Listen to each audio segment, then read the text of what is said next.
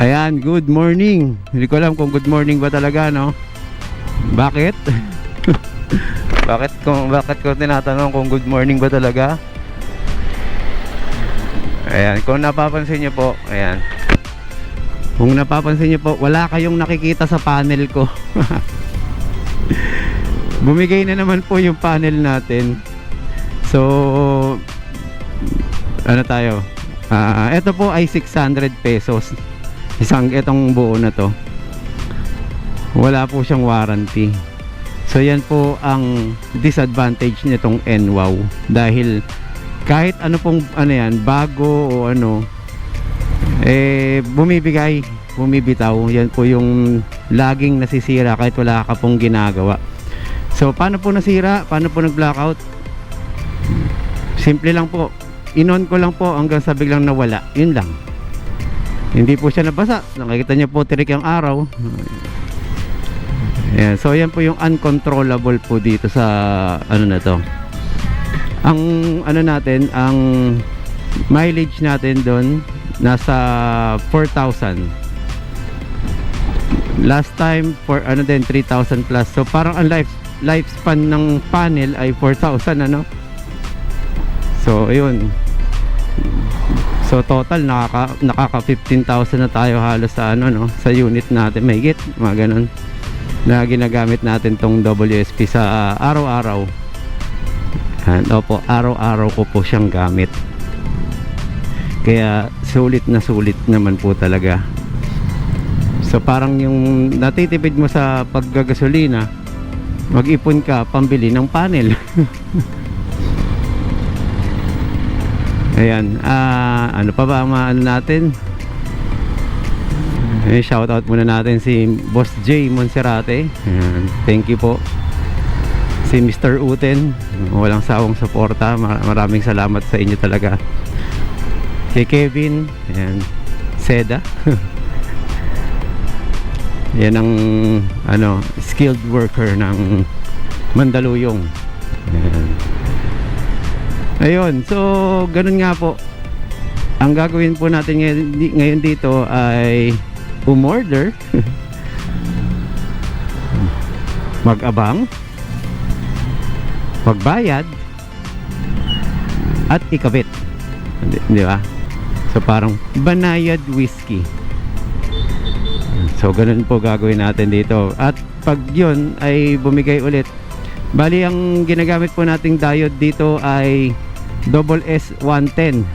Ayan. Double Shera 110. Ayan po. Orderin niyo po sa Shopee pag kayo po yung naka-encounter ng ganito. Sa GC po natin na kakapagbigay tayo ng ano ng idea paano gawin. So pagka napagawa nila, may swerte pa rin po 'yan na gumana ng matagal, pero may swerte rin po ng mabilis mawala na. Ayan, ito po siguro wala pa po tong ano 6 na buwan, tama ba? Ganun po siguro bumigay ulit. So 1 year and 4 months na po ito, magpa 5 months. So ano na po, mag-iisa't kalahating taon na po sa atin tong WSP. Kaya naman pagka ganun po pala yung tinitipid mo, dapat talaga may pang maintenance ka, di ba? Hindi ka naman na nag-change oil, hindi ka naman nagre-rehistro. Kasi nga walang rehistro, walang emission. Ayan, mas matipid yan. Muscular power. Ayan. So dito, sinisikap kong makapunta dito. Dapat sa tamang ano pa lang. Gaya niya, magsiserve siya. Gusto niya dapat pumunta doon, no? So yan, dapat sa pwestuhan ka na, hindi yung magsiserve ka. Kasi doon iikot ka pang pag ganun. Hindi naman malayo, pero malubak din kasi doon. Kala ko nga sasara ito dahil pag sa paggawa ng ano, yun pala may mabablock lang yung gitna. Ayan, so dito po muna tayo at papunta po tayo ng EDSA. Doon tayo ulit babaybay mamaya. Sabi nila ano yan, yung mga nagtatanong sa akin sa PMA, ayun, sinasama ko po kayo sa GC para to make more friends and more ideas Okay po yan. Dahil meron din po kasing nagpapalit ng unit, kaya people come and go sa ating GC.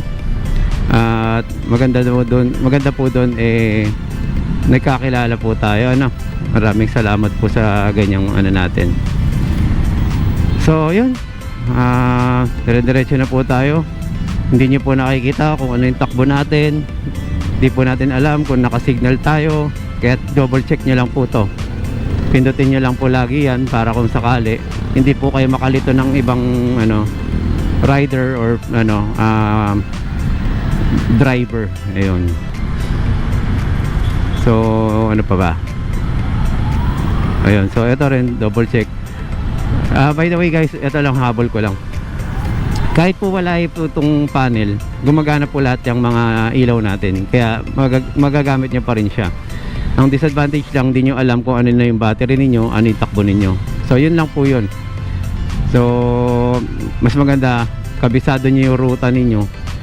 Ang kaganda naman po dito sa akin, dahil naka lithium tayo, hindi natin kailangan magpahinga at may monitor yung battery. Kung ano, isasaksak lang natin hanggang sa ma-charge, full charge siya. So kung hindi ma-full charge, okay lang, saksak ko lang ulit pag may pagkakataon. So yun lang po, sinishare ko lang po muna. Ayun, lithium tayo. So yung mga naghanap ng lithium, shoutout na rin natin si Dan Magno. Okay, so yung aalis po sa GC, si Eldridge Garcia. Ayan, sana maging maganda ang ipalit mong unit. So yun, maraming salamat po. Ride safe.